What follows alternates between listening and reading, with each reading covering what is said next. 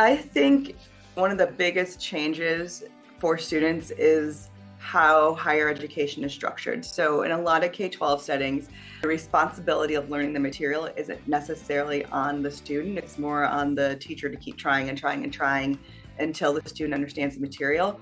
And the way college designed is, the reason it's 3 credits of class is because outside of that class, your job is then to learn that material.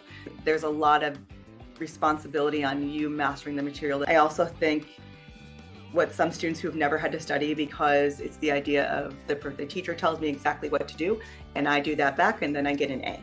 Whereas in college, there's a lot of taking that information and making new things from that information. And that's a big change for every student, but especially for neurodivergent students who really like that very regimented. So first things, I like to empower students to have as much control of those conversations as possible.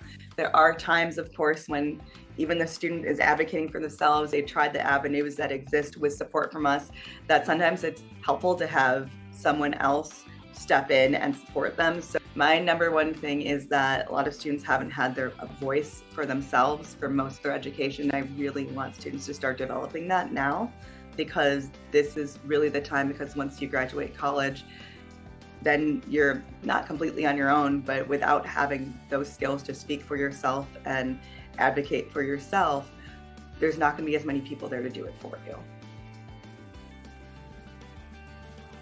What I think is really important is that those peer connections aren't just within group, we also are connecting students to the campus at large.